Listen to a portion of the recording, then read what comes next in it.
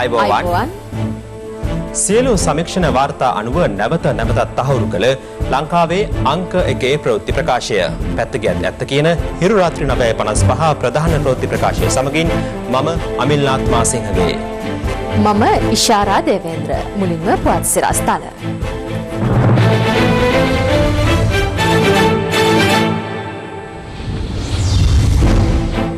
බූල්ගේ ප්‍රකාශයට පොදුජන පෙරමුණේ විරෝධය. බූල් මහත්මයා එලිමිට කිසිම ලැජ්ජාවක් බයක් නැතුව කියනවා නම් ශ්‍රී ලංකා පොදුජන පෙරමුණට ඡන්දය දෙන්න එපා කියලා. ඒ පක්ෂයේ සභාපතිය කියනවා. මම කියනවා. අපේ සත පහක විශ්වාසයන් නැතිවරන කොමිෂන් සභාව. ගල්කිස්ස වෙරළේ කසල ගැන සැකයක්. අංශ කිහිපයකින් පරීක්ෂණ. මෙතන යම් කිසි කුමන්ත්‍රණකාරී ක්‍රියාවක් තිබෙනවා කියන සැකය අපිට මතුවලා තිබෙනවා. බස් දුම්රිය සඳුදා සිට සාමාන්‍ය පරිදි මංතීරු නීතියත් ක්‍රියාත්මකයි. පෙරහුරු ඡන්දයට සියල්ල සූදානම්. සෝමාවතී රක්ෂිතයටත් විනකටින මහවැලිගඟේ මහා වැලිජාවාරම.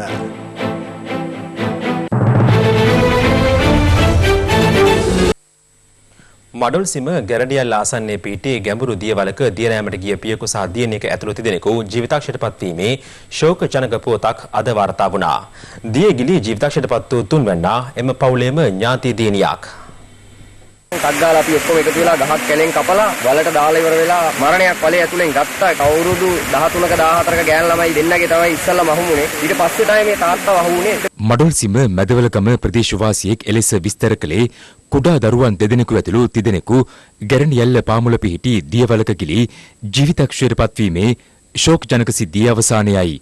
අද පෙරවරුවේ මෙම අවාසනාවන්ත සිදුවීමට මුහුණ දී තිබුණේ ගැරණියැල්ල ආසන්නයේම පදිංචි 38 හැවිරිදි පුද්ගලයෙකු ඔහුගේ දියණිය සහ ඥාති දියණියක්.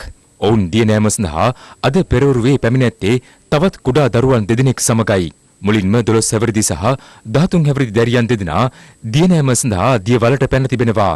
ඔවුන් දෙදෙනා අනපේක්ෂිත ලෙස දියේ ගිලී යාමත් සමග එක් දියණියකගේ පියා ඔවුන් බේරා ගැනීමට දියවලට පැන ඇති බවයි වාර්තා වන්නේ. කවුද ලිස්සුවේ? ඊට පස්සේ බබා මොනවද කරේ? ඊට පස්සේ කවුද ආවේ එතනට? අක්ක බැස්සට පස්සේ මොකක්ද උනේ පොතේ? ඉරෙදි. ඊට පස්සේ රාජමාම කොළ ගිරු. ඊට පස්සේ අපි දෙන කෑගි. අම්මයි සීයයි මද්ද මමයි ආවා. ඒතකොට තාත්තයි අක්කයි දෙන්න පෙගෙන හිටියේ නෑ. ඇල්ල බලන්න යන්නේ නැද්ද සර්? නාන්න යන්නේ නැහැ උතන. දියවලේ සැඟව ගිය ජීවිත බේරා ගැනීමට එහි රැස් වූ කිසිවෙකුට හැකියාවක් නොමැති වුණේ එම දියවල එතරම්ම ගැඹුරු වූ නිසාවෙන්.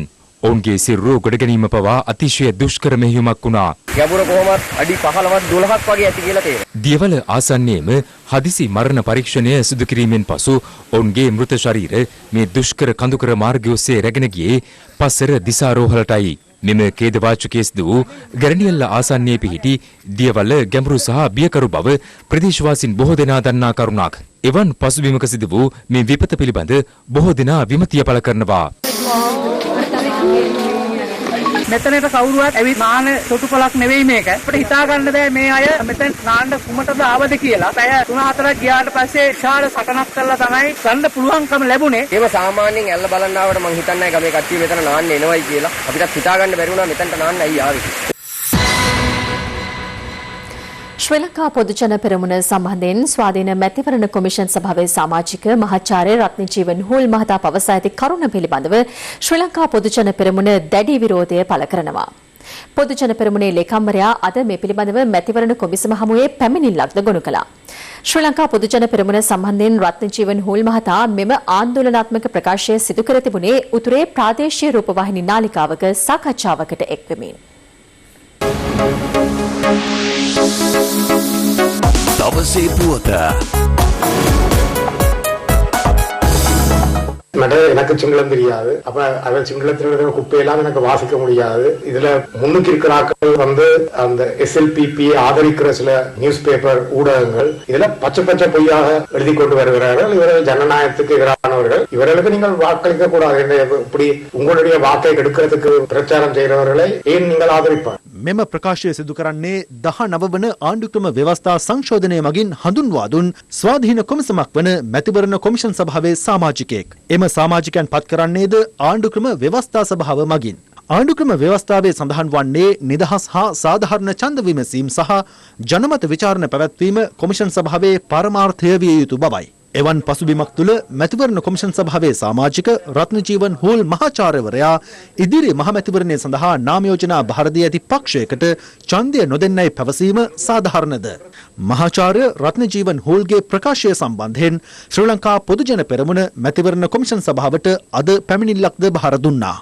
මැතිවරණ කොමිෂන් සභාව වගේ මේ රටේ ජනතාවගේ අයිතිවාසිකම් සුරැකීමට තියෙන ස්වාධීන ආයතනයක සමාජිකයෙක් වුණාම ඔවුන්ට වගකීමක් තියෙනවා ඔවුන්ගේ පුද්ගලික වර්ගවාදී ජාතිවාදී ගෝත්‍රවාදී අදහස් ප්‍රකාශ කරන්නේ නැතුව කොමිසමේ තියෙන නිලයට අනුගත වෙලා ආයතනයේ ගෞරවය රැකගෙන කටයුතු කරන්න. අප පක්ෂයට සිදුවෙච්ච හානිය සම්බන්ධයෙන් වහාම ක්‍රියාත්මක වෙන ලෙසත් මෙයට විරුද්ධව අදාළ ක්‍රියාමාර්ග ගන්නා ලෙස කොමිෂන් සභාවේ මතය වහාම මේ රටට ප්‍රකාශ කරන ලෙසත් ශ්‍රී ලංකා පොදුජන පෙරමුණ මෙමගින් සිදුවෙන හානිය වළක්වන්න කටයුතු කරන ලෙසත් අපි අද ලිඛිත පැමිණිල්ලක් කළා මැතිවරණ කොමිසමේ සභාපතිතුමාගෙන් ඉල්ලා සිටියා. මෙතුමා දැනුවත් වෙලා තියෙනවද මෙහෙම ප්‍රකාශයක් හෝල් මහතා කරයි කියලා? මැතිවරණ කොමිසමේ සභාපතිතුමා ඒ සම්බන්ධයෙන් අවධානය යොමු කරමින් තමයි සිටියේ අපි යන වෙලාවෙ. එතුමා මේ සම්බන්ධයෙන් සොයා බලා අවශ්‍ය පියවර ගන්න බවට අපිට ප්‍රකාශ කර සිටියා. කොමිසම් සභාවක නිලධාරියෙකුට මේ වගේ ප්‍රකාශයක් කරන්න අයිතියක් නැහැනේ. සාමාන්‍ය රජයේ නිලධාරියෙකුටවත් එහෙම ප්‍රකාශයක් කරන්න අයිතියක් නැහැ. එහෙම තත්ත්වයක් යටතේ මේ කරන්නේ යම්කිසි කුමන්ත්‍රණයක්ද කියන සැකයක් තියෙනවා. මොකද මෙවැනි කටයුතු වලින් පක්ෂයකට කරන හානියක් විතරක් නෙමෙයි මේ රට වෙනුවෙන් ස්ථාපිත කරලා තියෙන ස්වාධීන කොමිෂන් සභාව කෙරෙහි ජනතාවගේ තියෙන විශ්වාසය paludu කරලා විනාශ කරලා දැමීමකුත් මෙතනින් සිද්ධ කරනවා. ස්වාධීන මැතිවරණ කොමිෂන් සභාවේ සමාජිකයෙකුව සිටියේදී රත්නජීවන් හෝල්ගේ ක්‍රියාකලාපය මීට පෙර අවස්ථා කිහිපයකදීම මතභේදයට ලක් වුණා. දින 52 ආණ්ඩු සමයේදී මැතිවරණය පැවැත්වීමට විරුද්ධව ශ්‍රේෂ්ඨාධිකරණය හමුවට යෑම මැතිවරණ පෙත්සම් විභාගයේදී මැතිවරණ කොමිෂන් සභාවේ ස්ථාවරය වෙනුවට වෙනම නීතිඥවරයෙකු මගින් කරුණු ඉදිරිපත් කිරීම, නිරෝධායන නීති උල්ලංඝනය කරමින් සිය දියණිය සමග මැතිවරණ කොමිෂන් සභා පරිශ්‍රය වෙත පැමිණීම වැනි සිද්ධීන්වලදී මහාචාර්ය හෝල්ට එල්ල වූයේ දැඩි අප්‍රසාදයක්. මහාචාර්ය රත්නජීවන් හෝල්ගේ ක්‍රියාකලාපය තුළ ස්වාධීන මැතිවරණ කොමිෂන් සභාවේ ස්වාධීනත්වයට බලපෑම් එල්ල නොවන්නේද? මේක ඉතාමත් දරුණු ප්‍රකාශයක්. එහෙම කරන්න බෑ. එමෙම කොමිසම කියන්නේ ස්වාධීන ඉහළින්ම සලකන ආයතනයක්. ඒ ආයතනය ස්වාධීන විය යුතුයි. මේ ගැන තීරණයක් ගන්න ඕන කොමිෂන් එක. ඒ හැම කල්පනා කරලා බලන්න ඕන මෙතුමා තවදුරටත් මෙතන තියන් ඉන්නවද? එහෙම නැත්නම් යම්කිසි ක්‍රියාමාර්ගයක් ගන්නවද? දේශපාලනයක් කරන්න ඕන නම් කරුණාකරලා එතුමාට අයින් වෙලා කරන්න පුළුවන්.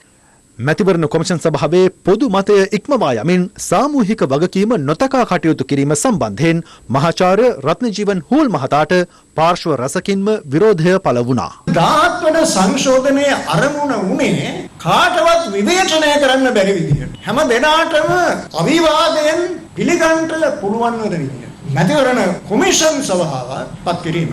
අද කනගාටුවෙන් කිව යුතුයි අපේක්ෂාවයි යථාර්ථයයි අතර අහසයි පොළොවයි වගේ වෙනසක් අපි දකිනවා කියලා. මොකද්ද මේ ස්වාධීනත්වය? මැතිවරණ කොමිෂන් සභාවේ හූල් මහත්තයා එලිපිට කිසිම ලැජ්ජාවක් බයක් නැතුව කියනවා නම් ශ්‍රී ලංකා පොදුජන පෙරමුණට ඡන්දය දෙන්න එපා කියලා. ඒ පක්ෂයේ සභාපති හැටියට මම කියනවා අපේ සත පහක විශ්වාසයක් නැහැ මැතිවරණ කොමිෂන් සභාව සම්බන්ධව. ඉතින් එක සමාජිකයෙකුට මේ වාගේ එක පාර්ශ්වයකට වාසි වෙන්න ලෙසත් තව පාර්ශ්වයකට අවාසි වෙන්න ලෙසත් කතා කරන්න බෑ. ඒක ඉතාම බරපතල වැරද්දක්. මේ සම්බන්ධයෙන් ව්‍යවස්ථාදායක සභාව රැස් වෙලා තීන්දුවක් ගත යුතු කියන එක තමයි මගේ අදහස. දැන් ගියා ආණ්ඩුව මැතිවරණ වලට බයයි. ඒක හැබැයි ගියා ආණ්ඩුවේ ප්‍රශ්නයක් නෙමෙයි එක්සත් ජාතික පක්ෂ ප්‍රශ්නයක්. වැඩිහිටියෝ දන්නවද එක කාලයක් මැතිවරණ වර්ජනය කරා. තව කාලයක් භීෂණය ගෙනල්ලා මැතිවරණ කල් දැම්මා. දැන් ස්වාධීන මැතිවරණ කොමිසමක් දාගෙන මැතිවරණේ කල් දානවා. දැන් කොමිසමේ ඉන්න එක මහත්තයෙක්. ඒ මහත්තයා ස්වාධීනයි කිය ජනාධිපතිවරණේ ගෝඨාභය මහතාට විරුද්ධව යනවා. ඒ මොකක්ද මේ ස්වාධීනත්වය? දැන් ආය ස්වාධීනයි කිය පොට්ටුවට අර ඕන කෙනෙක් ඡන්ද දෙන්නේ කියලා කියනවා. ඒතර එක්සත් ජාතික පක්ෂයේ ජනතා විමුක්ති පෙරමුණේ ඔය මහත්තයාගේ එහෙම වෙනසක් නැහැ. එතුමා පක්ෂග්‍රාහී කෙනෙක් කියනක මිනිස්සුගේ අතේ මතයක් තියෙනවා. රාජ්‍ය නෝන සංවිධානත් එක්ක සම්බන්ධයි කියලා තියෙනවා. හිටපු පොලිස්පති නීතිය නමන්න කටයුතු කරා. පොලිස්පති උපත් කරෙත් එදා ඔය යහපාලනය කණ්ඩායම. ඒගොල්ලන්ම තමයි මේ තැන්වල ඉන්නේ. ඒගොල්ලන් මේ රට විනාශ කරන්න හදන අවශ්‍ය පසුබිම බටහිර න්‍යාය පත්‍රය කරගෙන යන්න පුළුවන් අය තමයි බොහෝ කොමිෂන් සභාවල පත් කරලා තියෙන්නේ. ඉතින් ඒවා වෙනස් වෙන්න ඕනි අනාගතේ. දවසේ පුවත කොළඹ සහ ගම්පහ දිස්ත්‍රික්ක දෙකේ හැර සෙසු දිස්ත්‍රික්ක සඳහා ලබන සඳහා සිට සාමාන්‍ය මගී ප්‍රවාහන සේවා ක්‍රියාත්මක වන බව ප්‍රවාහන අමාත්‍ය මහින්ද අමරවීර මහතා පවසනවා. මේ අතර ලබන සඳහා සිට දුම්රිය ධාවනයේද සාමාන්‍ය පරිදි ක්‍රියාත්මක වන බවයි දුම්රිය සමන අධිකාරී ඩිලන්ත ප්‍රනාන්දු මහතා සඳහන් කළේ.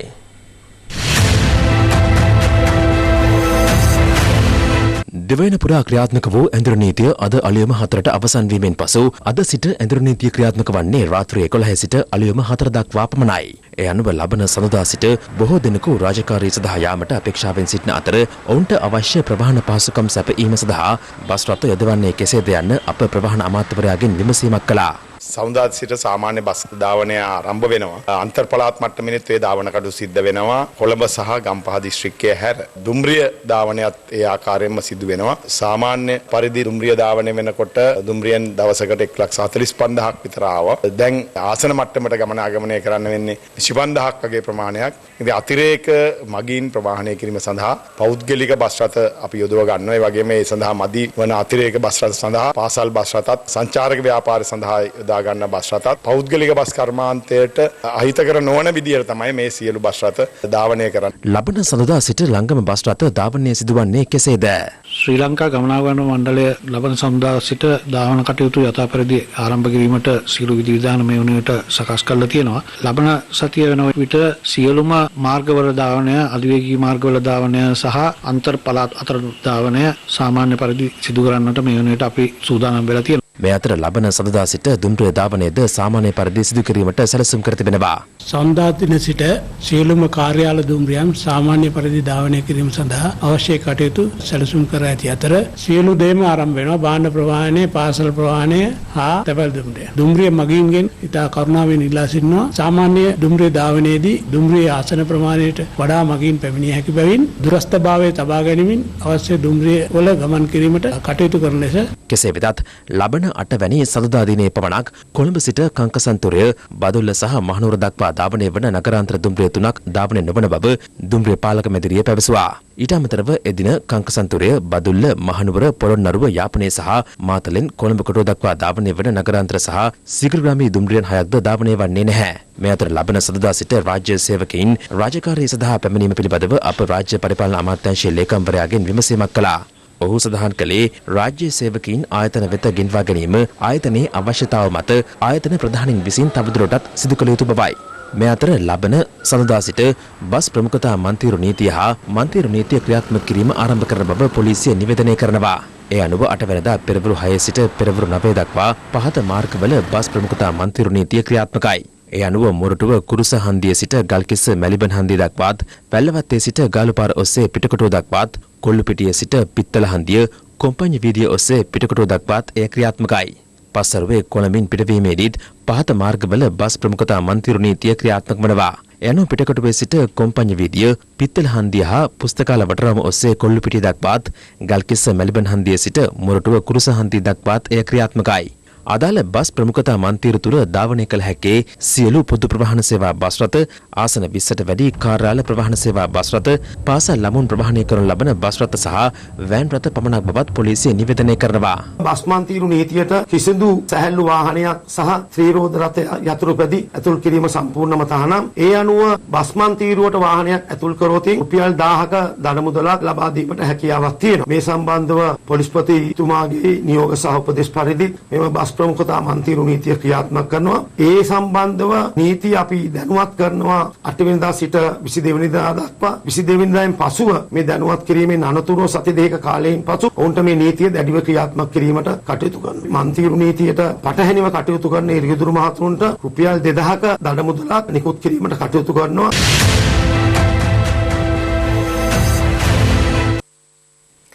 ලබන අගෝස්තු මාස පළමු වනදා සිට සති දෙකක නිරෝධායන කොන්දේසියකින් තොරව සංචාරකයන්ට දිවයිනට පැමිණිය හැකි බව සංචාරක ප්‍රවර්ධන කාර්යාංශය පවසනවා. දින ගණනාවකට පසු මෙරට කොවිඩ් ආසාදිතයන් සංඛ්‍යාවේ ක්‍රමික පහළ යාමක්ද අද වන විට පෙන්නුම් කර තිබෙනවා. මේ අතර අද දිනේ නිරෝධායන මධ්‍යස්ථාන වලින් COVID-19 ආසාදිතයන් 13 දෙනෙකු වාර්තා වීමත් සමග මෙරටින් වාර්තා වන සමස්ත COVID-19 ආසාදිතයන් සංඛ්‍යාව 1814ක්.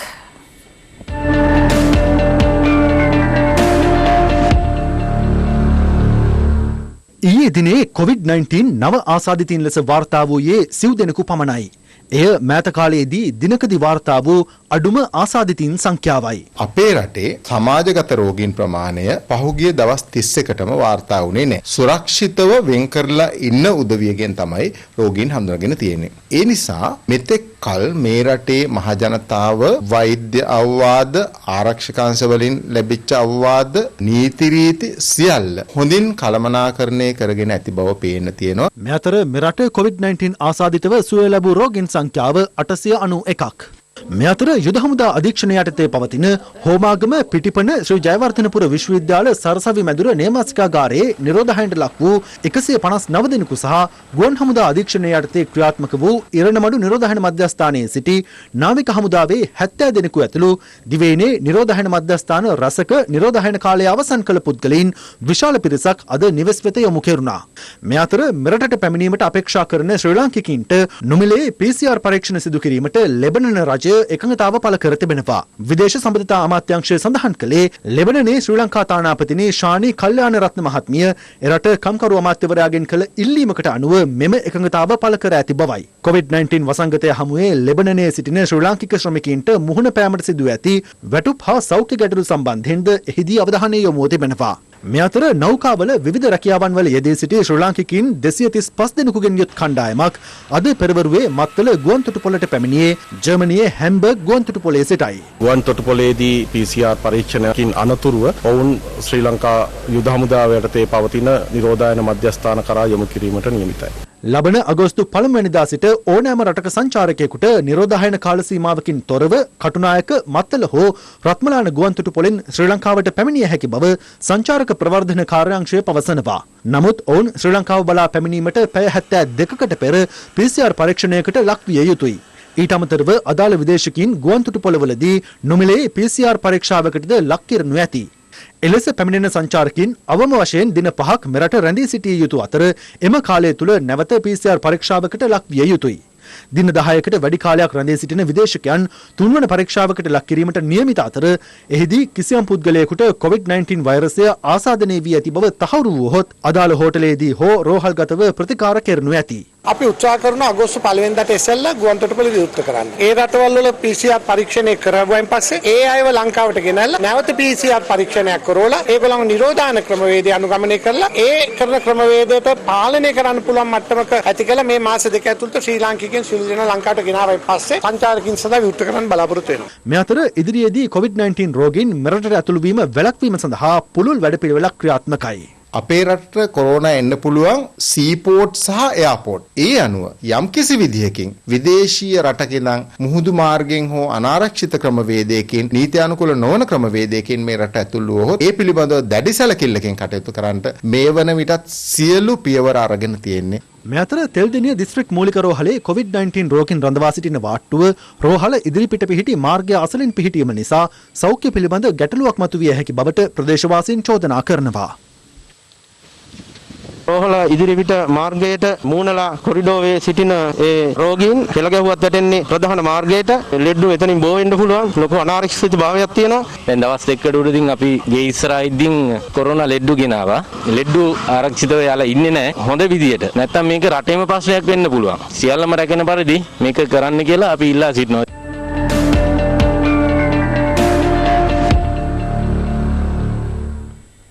ඇතැම් බලවත් රටවල් හා සැසඳීමේදී මෙරට සෞඛ්‍ය සේවය ඉටු කරන කාර්යභාරය ඉහළ මට්ටමක පවතින බව අග්‍රාමාත්‍ය මහින්ද රාජපක්ෂ මහතා පවසනවා.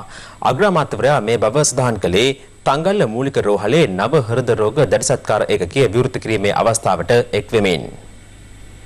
හෘද රෝගීන් වෙනුවෙන් තංගල්ල මූලික රෝහලේදී කළ හෘද රෝග දැඩිසත්කාර ඒකකය අද අග්‍රාමාත්‍ය මහින්ද රාජපක්ෂ මහතාගේ සුරතින් ජනතා හිතට පත් කෙරුණා. මාස 2ක පමණ කෙටි කාලයක් තුළ ඉදිකර ඇති මෙම වාට්ටු සංකීර්ණය සියලු වෛද්‍ය උපකරණ වලින්ද සමන්විතයි. රුහුණු කරලිය සංවිධානයේ ප්‍රජා සත්කාරයක් ලෙස ඉදිකර ඇති මෙම වාට්ටු සංකීර්ණයේ ඉදිකිරීම සඳහා ප්‍රදේශීය ව්‍යාපාරික ප්‍රජාවද රුපියල් ලක්ෂ 97ක් ප්‍රදානය කර තිබෙනවා. අපේ සෞඛ්‍ය සේවය ලෝකයා ඉදිරියට ආඩම්බරයෙන් නැගී සිටින්න පුළුවන් සෞඛ්‍ය සේවය. පසුගිය කොරෝනා වසංගතයේ අවස්ථාවේ දිනුනේ කියන රටවල් රටේදී අපි වගේ කුඩා රටක් ඉහළට ඔසවන්නට කිසිවේ සම්බන්ධ සියලු දෙනාගේ සහාය නිසා ඔවුන්ගේ හැකියාව නිසා මම දැක්කා අද සමාන රටවල් වල 1000 පැනලා මම අදටත් එවැනි අවස්ථාවක අපේ සෞඛ්‍ය සේවයේ වැදගත්කම තවතවත් ලෝකයට පෙන්වන්න පුළුවන් අවස්ථාවක් වෙලා තිබෙනවා. ඉතින් හැම ගමනකම හැම කෙනෙක්ම ඉක්මනින්ම සම්බන්ධ වෙන්න පුළුවන් සෞඛ්‍ය සේවයක්. ඉන්දත් අපේ සෞඛ්‍ය සේවය පිළිබඳව ආඩම්බර වෙන්න පුළුවන්. අපි ස්තුතිවන්ත වෙනවා. සියලුම මුළු වෛද්‍ය සේවයට ඉහළ ඉඳලා බලලා මේ කරන සේවය අපි ආදිනවා. එළඹෙන මහමැතිවරණයේදී ශ්‍රී ලංකා පොදු ජන පෙරමුණට 3/2 බලයක් අනිවාර්යයෙන්ම ලබා ගැනීමට ලංකා කම්කරු කොංග්‍රසය සහාය පළ කරන බව අභාව ප්‍රාප්ත ආරුමුගම් තොණ්ඩමන් මහතාගේ පුත් ජීවන් තොණ්ඩමන් මහතා පවසනවා. ඔහු මේ බව සඳහන් කළේ හිරුමාධ්‍ය ජාලයේ සහෝදර නාලිකාවක් වන සූර්යන් FM හි විලුදුගල් විශේෂාංගය සඳහා එක්වෙමින්. இலங்கை தொழிலாளர் காங்கிரசுடைய தலைமை பதவியை பொறுத்தவரைக்கும் தலைமையாக இருக்கலாம் அந்த தலைமை ලංකා කම්කරු කොංග්‍රසයේ නායක තනතුරු වලට තොණ්ඩමන් පරම්පරාවේ අය විතරයි එන්න ඕන කියලා අපක්ෂ ව්‍යවස්ථාවේ තියෙනවද? இருக்கிறதா உங்களுடைய சட்டத்திட்டம் எதுவும் இருக்கிறதா?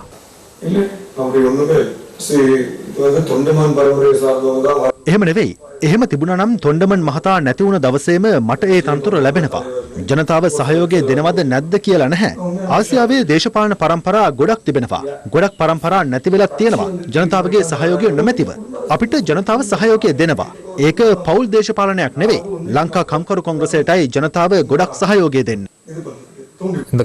ලංකා කම්කරු කොංග්‍රසයේ නායක තනතුර කොහොමද පත් කරන්නේ? ලංකා කොංග්‍රස් ජාතික සභාව එකතු වෙලා තමයි ඒ තීරණය ගන්නෙ. මගේ තාත්තා කියලා තියෙනවා ආණ්ඩු පක්ෂයට සහාය දෙන්න ඕනේ කියලා. සමාජිකින් 500කට එක් නායකයයි. ඒ ක්‍රමවේදය තමයි සැකසුවේ. ඒ වෙලාවේ තාත්තා නැති වුණා. ඒ හින්දා නැවත ජාතික සභාව එකතු වෙලා නායකයෙකු පත් කරන්න බලාපොරොත්තු වෙනවා. එම නායකයා පත් කරන්නේ මැතිවරණයෙන් පස්සේ. ලබන පාර්ලිමේන්තුවේදී SLPP 3/2ක් අනිවාර්යෙන් ගන්නවා. තාත්තා ගෝඨාභය රාජපක්ෂ මහතාට තමයි සහයෝගය දුන්නේ. ඒ විශ්වාසය නිසා වතුකර ජනතාව ආරුමුගන් තොණ්ඩමන් මහතා ගැන විශ්වාසය තිබ්බා. ඒ විශ්වාසය මම ඉදිරියට ගෙනියනවා. அந்த நம்பிக்கை என் மேல கட்டாயம் வைப்பாங்கன்னு நல்லா தெரியும். அது மட்டும் இல்லாம கோட்டாபய ராஜபக்ஷ மேலயும் ஒரு நம்பிக்கை இருக்குன்னு நான் தைரியமா சொல்ல முடியும். ඉදිරි පාර්ලිමේන්තු මහමැතිවරණය හා එක්සත් ජාතික පක්ෂ අර්බුදය සම්බන්ධයෙන් පක්ෂ විපක්ෂ දේශපාලඥයින් මෙලෙස අදහස් පළ කළා. මැතිවරණ දිනයේ ප්‍රකාශයට පත් කිරීමට නියමිතයි සඳුදා හෝ අඟහරුවාදා. මේ මැතිවරණ දිනය ප්‍රකාශයට පත් කරද්දීම පශ්චාත් කොයි තත්වයට ගැලපෙන මැතිවරණ ආකෘතියකුත් අපි විශ්වාස කරනවා මැතිවරණ කොමිසම යෝජනා කරાવી. අපිට කිසි සැකයක් නැහැ. අපිට තියෙන්නේ වන් හෝස් රේස් එකක්. අපි දාපු ප්‍රෙස්සන්තික අධිකරණය විසින් ප්‍රතික්ෂේප කළා. අපි ඒ පිළිබඳව කලබල වෙන්නේ නැහැ. අපි මැතිවරණයට සූදානම්. අපි එක්සත් ජාතික පක්ෂයට නෙමෙයි විරුද්ධ. රණවිල් වික්‍රමසිංහ මැතිතුමා සහ ඔහුගේ හෙන්චයියන් කීප දෙනාට විතරයි අපි විරුද්ධ. මැතිවරණයේදී ඔවුන් අතුගා දැමුවාට පසු අපි එක්සත් ජාතික පක්ෂ මහගෙදරට අපි නැවතත් එනවා. ඇයි මේ සජිත් දෙන කලබලේ? අලියා අමතක කරනවායි කියන්නේ වදාපු අම්මයි උපම් පළාත අමතක කරා වගේ සජිත්. එතුමාට මං කිව්වා අවුරුද්දකට ඉස්සෙල්ලා කරුණා කළා මේ රස්සාවට ගත්ත මිනිස්සු ඉස්තිර කරපන්. දාපන් කැබිනට් පේපර් එකක්. නෑ එහෙම කරා මිනිස්සු අපේ පස්සෙන් එන්නේ නෑ. මේ ආද මේ රනිල්ගෙන් කඩන් ගිහලා රට හදන්න. වන අලි හැරුණු කල සවි බල දල ඇත්තු සජිත් සමග එක් වී රොද බැඳගත්තු අපොයි රනිල්ගේ පිරිවර නාගත්තු සමගි ජන බලය සමගයි ලක්පුත්තු. ඉස්සර අපි අහලා තින්නේ අපේ රටේ තිබුණේ අලි මිනිස් ගැටුම්. අලි ටෙලිෆෝන් ගැටුම් දැන් තියෙනවා. හැබැයි මේ මැතිවරණයෙන් පස්සේ මතක තියාගන්න ඔය දැන් අලියා ඊට පස්සේ ටෙලිෆෝන් එක ඊට පස්සේ තව වෙන වෙනම කෑලි ඇවිල්ලා කෑලි 10කට විතර මේ විපක්ෂයේ කැඩෙනවා. ගල්කිස්ස මුහුදු වෙරළට අසාමාන්‍ය ලෙස කැලිකසල ගොඩ ගැසීම කුමන්ත්‍රණකාරී ක්‍රියාවක් බවට වෙරළ සංරක්ෂණ දෙපාර්තමේන්තුව සැකපළ කරනවා. ගත වූ දින කිහිපයේම අදත් ගල්කිස්ස වෙරළට අසාමාන්‍ය ලෙස ප්ලාස්ටික් අපද්‍රව්‍ය ගොඩගසා තිබූ අතර අද එම තත්ත්වය වෙරළ සංරක්ෂණ දෙපාර්තමේන්තුව නිලධාරීන්ගේ නිරීක්ෂණයටත් ලක් වුණා. ගත වූ දින කිහිපයේ අසාමාන්‍ය ලෙස ගල්කිස්ස මුහුදු වෙරළට ප්ලාස්ටික් පොලිතීන් කැලිකසල විශාල ප්‍රමාණයක් ගොඩගැසී ඇති බවට අප ඊයේ හිරු ප්‍රවෘත්ති ඔස්සේ රටට පෙන්වා දුන්නා. ගල්කිස්ස මුහුදු වෙරළ නිරීක්ෂණය කළ අපට අද දිනේ දැකගත හැකි වූයේ විශාල කැලිකසල ප්‍රමාණයක් වෙරළ තීරයට ගොඩගසා ඇති අයුරුයි. ගල්කිස්ස මුහුදු වෙරළේ වැලි පිරවීමේ ව්‍යාපෘතියක් හේතුවෙන් පසුගිය දිනවලදී කතාබහට ලක් කෙරුණා. ඊයේ දිනට යෙදී තිබූ පරිසර දිනයේදී යලිත් ගල්කිස්ස වෙරළ තීරය පිළිබඳව කතාබහට ලක් කෙරෙන්නේ ගල්කිස්ස වෙරළ තීරයට කැලිකසල ගොඩගසා තිබීම හේතුවෙන්. ඊයේ දිනේ වගේම අද දිනයේදීත් ගල්කිස්ස වෙරළ තීරයට කැලිකසල ගොඩගසා ඇති ආකාරයක් අපට දක්නට පුළුවන්. වනාරණ පරිසර සංවිධානයේද ඊයේ ප්‍රවෘත්ති සාකච්ඡාවක් පවත්වමින් ගල්කිස්ස වෙරළේ අපද්‍රව්‍ය ගැටලුව පිළිබඳව අදහස් පළ කළා. මේකේ තියෙන්නේ මොරටුව මහනගර සභාවේ ප්‍රජා සත්කාරයකින්. කාලයක් තිස්සේ මේක මුහුදේ තිබුණා නම් මේ විදිහට නෙමෙයි මේ බෑග් එක තියෙන්නේ. මේ බෑග් එක කියන්නේ මේ වගේම තවත් අපද්‍රව්‍යයක් පමණයි. කෙසේ වෙතත් මොරටුව මහනගර සභාවේ නගරාධිපති සමන්ලාල් ප්‍රනාන්දු මහතා ඇතුළු පිරිසක් අද ගල්කිස්ස මුහුදු වෙරළ නිරීක්ෂණය සඳහා පැමිණි අවස්ථාවේදී එම චෝදනාව සම්බන්ධයෙන් ප්‍රතිචාර දැක්වුවා. මාර්තු මාස 26ට පෙර තමයි අපි මේ වියලි ආහාර මල්ල බෙදුවේ. ඉතින් මාස දෙකකටත් වැඩි කාලයක් තිස්සේ බෑග් එකක් ඔය වගේ ලස්සනට තියෙනවා දැක්කමත් මට පුදුම හිතුණා. අනික කුණු දාන්න තැනක් තියෙන අපිට අවශ්‍ය නැහැ මේ වෙරළ වගේ අපි මේ ආරක්ෂා කරන්න ඕන දැනකට කුණු දාන්න. වෙරළ සංරක්ෂණයේ වගකීම තමයි ඒ වෙරළ සංරක්ෂණය කිරීම සඳහා නිලධාරීන් යොදවලා එවැනි දේවල් කරන අයට නඩු දැමීම. වෙරළ සංරක්ෂණය මේ වෙනකොට කිසිම කෙනෙකුට නිත්‍යානුකූල පියවරක් අරගෙන නැහැ. එමෙන්ම වෙරළ සංරක්ෂණ දෙපාර්තමේන්තුවේ අධ්‍යක්ෂ ජනරාල් ඇතුළු නිලධාරීන්ද අද ගල්කිස්ස මුහුදු වෙරළ නිරීක්ෂණය කළා. වාරකන් කාලයට එන අපද්‍රව්‍ය වල තිබෙන්නේ තැඹිලි කොම්බ, ඉවතලන පාවහන්, ලී කැබලි, වීදුරු බෝතල්. නමුත් මෙතන අපිට කිසිදු ආකාරයකට එවැනි තැඹිලි කොම්බ හෝ වීදුරු බෝතල් හෝ එමෙ නැත්නම් දර කොටන් කැබලි හෝ දැක ගැනීමට හැකියාවක් නැහැ. ඒ අනුව අපිට පැහැදිලිව පෙනී යනවා මේක ප්ලාස්ටික් සහ පොලිතීන් අපද්‍රව්‍ය එකතු කරන ලද යම්කිසි ආයතනයක් විසින් කරන ලද බැහැර කිරීමක්. වෙරළ සංරක්ෂණ දෙපාර්තමේන්තුව විසින් ප්‍රතිනිර්මාණය කරන ලද වෙරළ තීරයක් මෙතන දැන් මේ පිහිටලා තිබෙන්නේ. මෙතන යම්කිසි කුමන්ත්‍රණකාරී ක්‍රියාවක් තිබෙනවා කියන සැකය අපිට මතුවලා තිබෙනවා. ඒ නිසා මේ සම්බන්ධයෙන් නිසි පරීක්ෂණයක් කළ යුතුයි. වෙරළ සංරක්ෂණ දෙපාර්තමේන්තුව වශයෙන් ගල්කිස්ස පොලිස් ස්ථානයේ පැමිණිල්ලක් මේ සම්බන්ධයෙන් යොදනු ලැබුවා. ඒ අනුව මේකේ වගකීම් අනිවාර්යයෙන්ම සොයාගත යුතුයි. ඒ අනුව මෙම කැලිකස්සල ගොඩගැසීමේ සිද්ධිය සම්බන්ධයෙන් වැඩබලන පොලිස්පතිවරයාගේ නියෝග මත ගල්කිස්ස පොලිස් කොට්ටාස පරිසර ඒකකයේ ස්ථානාධිපතිවරයාගේ මෙහෙයවීමෙන් පරීක්ෂණයක් ආරම්භ කර තිබෙනවා. එම පරීක්ෂණයට අදාළව වෙරළේ අපද්‍රව්‍ය සාම්පල් කිහිපයක්ද අද රැගෙන ගියා. මේ අතර පවතින ගැටලුව සම්බන්ධයෙන් සුරකිම් ශ්‍රී ලංකා ජාතික ව්‍යාපාරයේ මහලේකම් පූජ්‍ය පාහියංගල ආනන්ද සාගර හිමියන් අදහස් පළ කළා.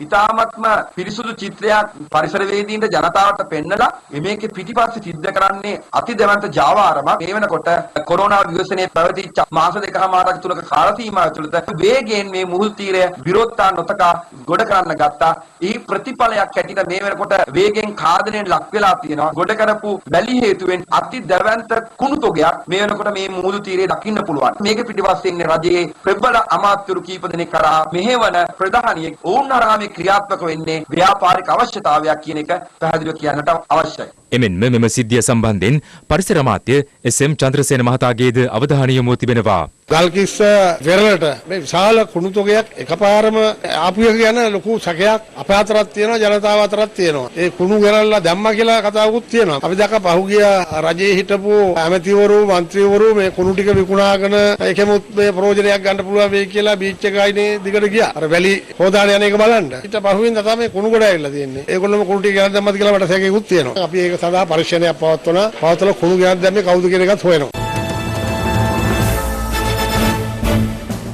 මෙතෙක් ඉතිහාසයේ වාර්තා වූ දැවැන්තම වැලි ජාවාරම හේතුවෙන් මහවැලි ගඟේ ඉවුරු වෙනසමින් පවතිනවා. සෝමාවතී රක්ෂිතයටද හානි සිදු කරමින් සිදු කරගෙන යන එම මහා වැලි ජාවාරම පිළිබඳවයි අද හිරු CIA අනාවරණය.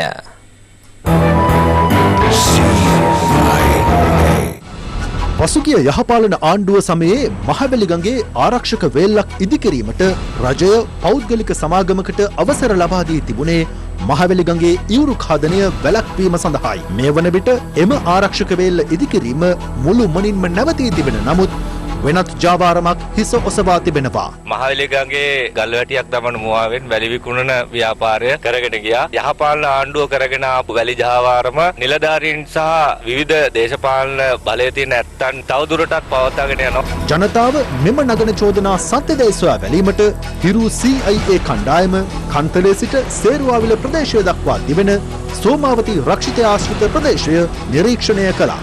එහිදී දැකගත හැකි වූයේ ඉවුරු ඛාදනය වැළැක්වීම සඳහා ආරක්ෂිත බැමි ඉදිකිරීමට අවසරගත් සමාගම මහවැලි ගඟේ ඉවුරු මුළු මනින්ම වනසා දමමින් වැලි ජාවාරමක් පවත්වාගෙන යන ආකාරයයි.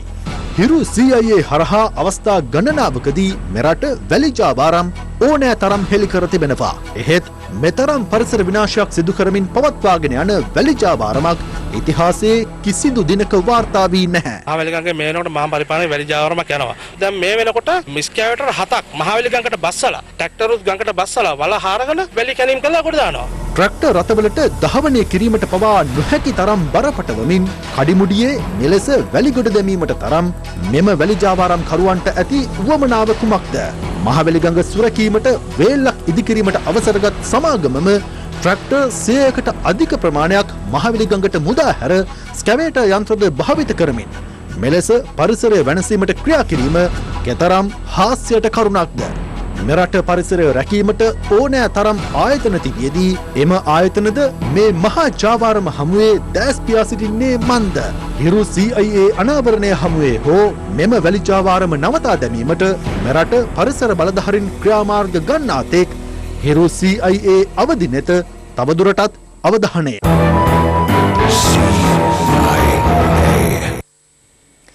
පාස්කු ප්‍රහාරය සිදු වූ දින දෙහිවල ශාන්තබේරී දේවස්ථානයේ පැවති දේව මෙහෙයට ආරක්ෂාව සැපීම සම්බන්ධයෙන් ඊට පෙර සාකච්ඡාවක් පැවති බවට එවක ගල්කිස්ස ජ්‍යෙෂ්ඨ පොලිස් අධිකාරීවරයා ජනාධිපති කොමිසම හමුවේ සිදු කර තිබූ ප්‍රකාශය අසත්‍ය බව අදානාවරණය වුණා. ඒ පාස්කු ප්‍රහාරය පිළිබඳ සොයන ජනාධිපති කොමිසම හමුවේ එම දේවස්ථානයේ ප්‍රධාන පියතුමන් සාක්ෂි දුන් අවස්ථාවේදී පාස්කු ප්‍රහාරය පිළිබඳ සොයන ජනාධිපති කොමිසම හමුවේ අද සාක්ෂි ලබා දුන්නේ දෙහිවල ශාන්තමේරි දේවස්ථානයේ මේ සම්පාලක දයා වැලිකඩාරච්චි පියතුමන්.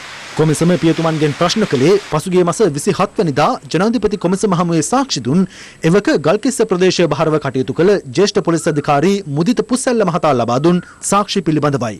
පාස්කු ප්‍රහාරයට පෙර දෙහිවල ශාන්තමේරි දේවස්ථානයේ ආරක්ෂාව සම්බන්ධයෙන් සාකච්ඡාවක් පැවති බවත් පියතුමන්ගේ ඉල්ලීම පරිදි දේවස්ථානය තුළ පොලිස් මුරපොලක් ස්ථාපිත කළ බවත් මුදිත පුස්සැල්ල මහතා එදින සාක්ෂි දෙමින් කොමිසම හමුවේ පවසා තිබුණා.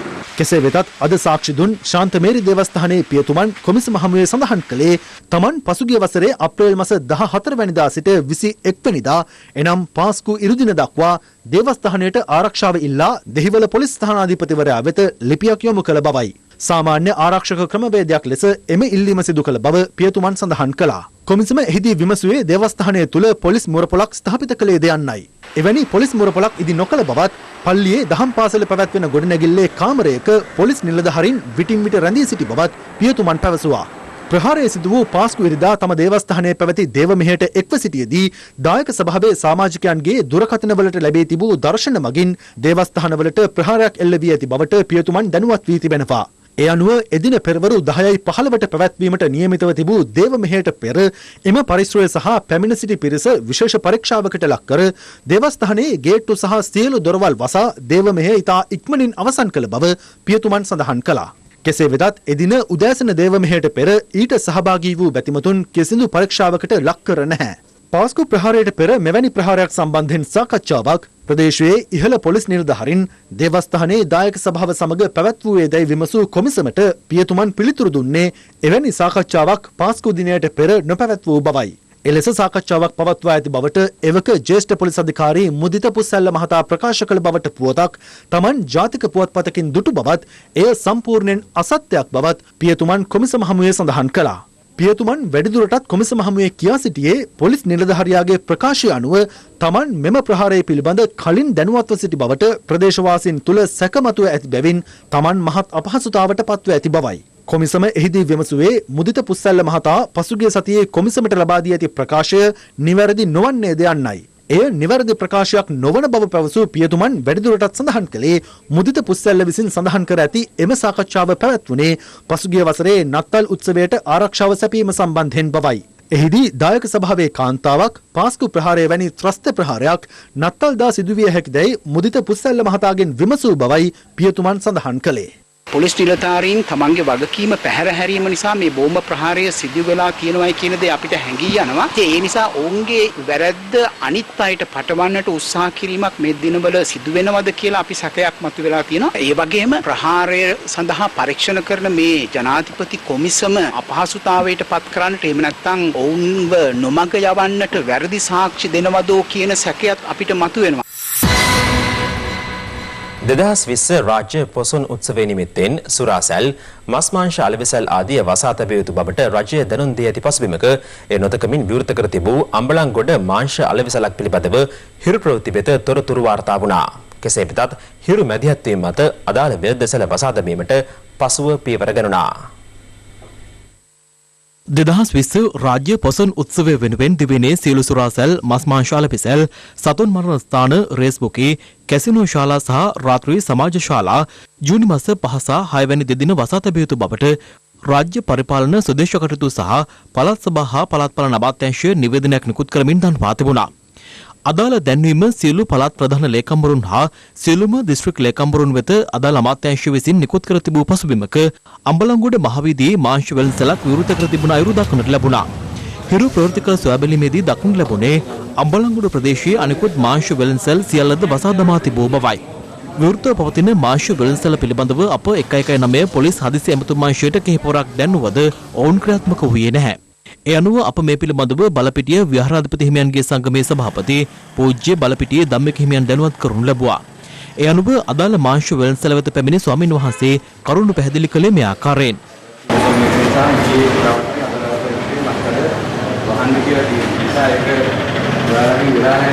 පසුව ස්වාමින් වහන්සේ විසින් මාංශ වෙළඳසැල හිමිකරු දුරකථනයෙන් සම්බන්ධ කරගත්තා. ඔව් අපි මාත්‍ය මේමයි. මොකද අම්බලන්ගොඩ අපි මාත්‍යෝ මේ වෙනකොට සියලුම මස් බිත්තර කඩ වහලා තියෙන්නේ. ඊයේ පොයේ නිසා ඊයේ දවසේ අද දවසයි. මොන නරක ආදර්ශයක් යනවනේ අනිත් අයටත් අනිත් අය ඔක්කොම වහලා තියෙන්නේ. අදාළ දැනුවත් කිරීමෙන් අනතුරුව වෙළඳසැලේ සේවකින් විසින් විවෘත කර තිබූ මාංශ වෙළඳසැල වසා දැමුවේ මේ ආකාරයෙන්. දැන් පුරුදු වුණා කතා කරලා අපේ හඳුනේ දැන් වහන්න කියලා දැන් දීමක් කරානේ. අර බුදින දැන් වහලා දාන්න.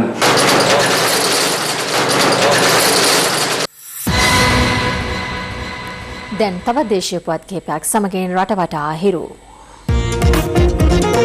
රටවටා හිරු. ඉදිරි මහමැතිවරණය සෞඛ්‍ය නිර්දේශ අනුව පැවැත්වීම සම්බන්ධයෙන් පෙරහුරු ඡන්ද විමසීමක් අම්බලන්ගොඩ විලේගොඩ ධර්මයුක්තිකාරාම විහාරස්ථානයේදී හෙට සිදු කිරීමට නියමිත අතර ඒ වෙනුවෙන් සූදානම් කිරීමේ කටයුතු අද සිදු කෙරුණා. ගම්පහ ක්ෂණික විහිදුම් යතුරුපැදි ඒකකය මගින් උඩුගම්පොළ කෙහෙල්බද්දර මාර්ග බාධක අසලදී සැකසහිත මෝටර රථයක් පරීක්ෂා කිරීමට උත්සාහ කිරීමේදී එහි තිබූ T56 ගිනි අවියක් සහ මැගසින් 4ක් බහා තිබූ පොහොර උරයක් විසිකර දමා මෝටර රථය පලා ගොස් තිබෙනවා. කුරුණෑගල ශික්ෂණ රෝහලේ අධ්‍යක්ෂවරයා ලෙස කටයුතු කළ වෛද්‍ය සරත් වීරබණ්ඩාර මහතා සෞඛ්‍ය අමාත්‍යාංශයට අනියුක්ත කිරීමත් සමග එම ධුරේ වැඩ බැලීම සඳහා වයඹ පළාත් සෞඛ්‍ය සේවා අධ්‍යක්ෂ වෛද්‍යයන් ෆරීඩ් මහතා පත් කර ඇති අතර ඊට යුක්තිය උදෙසා මව්වරුන්ගේ සංගමය විරෝධය පළ කරනවා. ડોક્ટર ෆරීද් කියලා කියන්නේ බදුටින්ගේ ළඟම හිතවතෙක් කුකුල් කොටුව නරියට බාර දීමක් වෙලා තිබෙන්නේ. හෙට 10 වන විට ડોક્ટર ෆරීද් රෝහල අධ්‍යක්ෂ ධූරයෙන් ඉවත් නොකළ හෝ සෞන්දර්ය මහා සංඝරත්නයේ අම්මාවරුන් දහසක් සමග අපි සත්‍යාග්‍රහය පටන් ගන්නවා. මාරන්ති උපහාසයක් දක්වා අපි යනවා. කොළඹ උතුර කොට්ටාස දූෂණ මර්දන ඒකකය මගින් දෙමටගොඩ ආරාම මාර්ගයේ ප්‍රදේශයේ ක්‍රියාත්මක කළ මෙහෙයුමකදී රුපියල් කෝටියකට අධික වටිනාකමකින් යුත් හෙරොයින් කිලෝග්‍රෑම් 1 ග්‍රෑම් 23ක් සමග සහකරුවෙකු අත්අඩංගුවට ගෙන තිබෙනවා. දැන් ලොව වටා හිරු.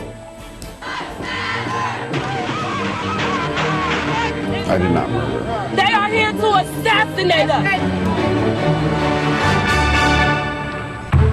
පසුගිය 25 වනදා ඇමරිකානු පොලිසිය විසින් ඝාතනය කළ කළු ජාතික පුද්ගලයාට යුක්ති ඉල්ලා පැවැත්වුණු උද්ඝෝෂණ මේ වන විට වොෂින්ටන් නුවර ඇතුළු ප්‍රාන්ත රැසක තවමත් ක්‍රියාත්මකව පවතින්නේ ජනපති ට්‍රම්ප්ගේ පරිපාලනයටද දැඩි චෝදනා නගමින්.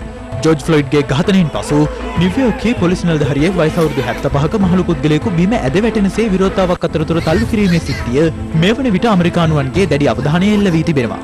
අදාළ සිදුවීමට මුහුණ පෑ මහලු පුද්ගලයා අසාධිතත්වයෙන් පසුවන අතර ඊට සම්බන්ධ පොලිස් නිලධාරීන් දෙදෙනෙකුගේ සේවය අත්හිටවීමට පියවර ගැනීමත් සමග නිව්යෝර්ක් පොලිස් දෙපාර්තමේන්තුවේ නිලධාරීන් 57 දෙනෙකු සිය දුරෙන් ඉවත් වීමටයි තීරණය කර ඇත්තේ. මේ අතර වර්ගවාදයට එරෙහිව ලොව රටවල් රැසක්ම උද්ඝෝෂණවල නිරත වන්නේ මෙලෙසින්.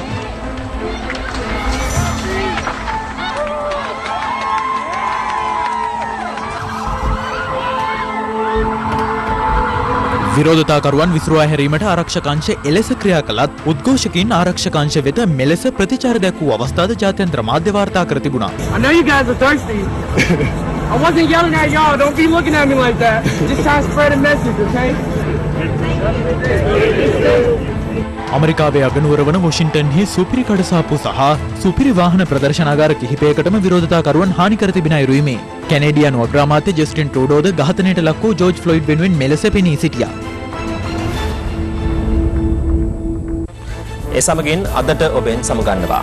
පැත්ත නොගත් ඇත්ත දැනගැනීමේ අයිතිය තවදුරටත් තහවුරු කරගන්නට ඔබේ ජංගම දුරකථන ජාලය අනුව තිරේ දිසන පරිදි හිරු ප්‍රති SMS සේවාව සක්‍රිය කරගන්න. යළිත් හමුවෙමු හෙට 11:55 අපගේ මධ්‍යහන ප්‍රවෘත්ති විකාශයෙන්. සුබ රාත්‍රියක්.